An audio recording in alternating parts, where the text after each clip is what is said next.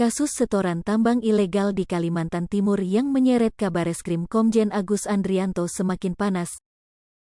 Mantan Kadif Propam Polri yang tengah terseret kasus pembunuhan berencana, Ferdi Sambo telah membenarkan bahwa Komjen Agus terlibat menerima setoran tambang ilegal di Kaltim.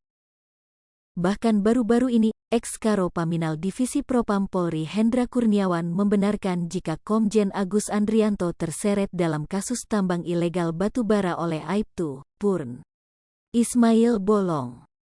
Hal ini seraya membenarkan surat laporan hasil penyelidikan bernomor RND-137 IIIWAS 2/4/2022 Ropaminal. Hendra Kurniawan juga membenarkan dirinya ikut memeriksa sejumlah oknum petinggi Polri yang disebut-sebut terlibat dalam kasus tambang ilegal tersebut. Lebih lanjut, Hendra Kurniawan menegaskan jika Komjen Agus Andrianto terlibat dalam kasus tersebut. Ex-Kadif Propam Polri Ferdi Sambo membenarkan keterlibatan Kabareskrim Komjen Agus Andrianto dalam kasus tambang ilegal di Kalimantan Timur. Hal itu sesuai dengan surat laporan hasil penyelidikan yang pernah ditandatanganinya. Adapun surat laporan hasil penyelidikan itu terdaftar dengan nomor R1253 WAS 2/4/2022 IVDIV PROPAM tanggal 7 April tahun 2022. Surat itu pun telah ditembuskan kepada Kapolri Jenderal Listio Sigit Prabowo. Namun begitu, Ferdi Sambo masih enggan merinci mengenai keterlibatan Agus dan sejumlah nama oknum anggota Polri lainnya di kasus tersebut. Dia meminta awak media bertanya kepada pejabat yang berwenang. Sebelumnya, beredar surat laporan hasil penyelidikan, LHP, yang ditujukan kepada Kapolri Jenderal Listio Sigit Prabowo dari Kepala Divisi Propam Polri, saat itu Ferdi Sambo, nomor R1253, WAS 2/4/2022 IVDIV PROPAM tanggal 7 April tahun 2022 bersifat rahasia. Dalam dokumen poin H, tertulis Aibtu Ismail Bolong memberikan uang koordinasi ke Bareskrim Polri diserahkan kepada Kombes BH selaku Kasubdit V di Tipiter sebanyak 3 kali, yaitu bulan Oktober, November dan Desember tahun 2021 sebesar 3 miliar rupiah setiap bulan untuk dibagikan di Tipiter Bareskrim.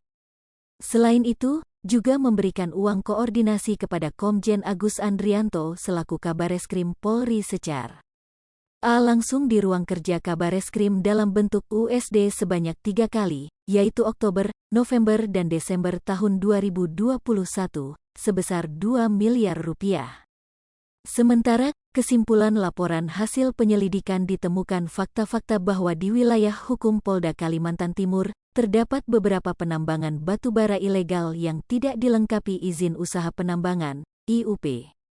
Namun, tidak dilakukan upaya tindakan hukum dari Polsek, Polres, Polda Kalimantan Timur dan Bareskrim karena adanya uang koordinasi dari para pengusaha tambang ilegal.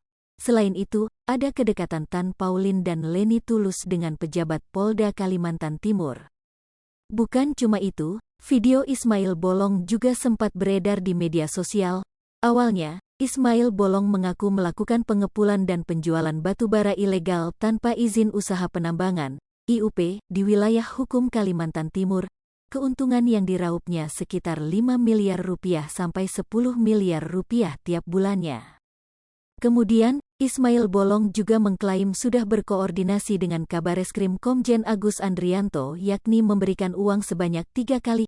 Pertama, uang disetor bulan September tahun 2021 sebesar 2 miliar rupiah, bulan Oktober tahun 2021 sebesar 2 miliar rupiah, dan bulan November tahun 2021 sebesar 2 miliar rupiah. Tapi tiba-tiba, Ismail Bolong membuat pernyataan membantah melalui video. Dalam video keduanya itu, Ismail Bolong memberi klarifikasi permohonan maaf kepada Kabareskrim Komjen Agus Andrianto atas berita yang beredar. Ismail Bolong kaget videonya baru viral sekarang. Hai pemirsa Sri Popo TV, jangan lupa komen, like, dan subscribe, serta tonton terus berita-berita terupdate lainnya ya.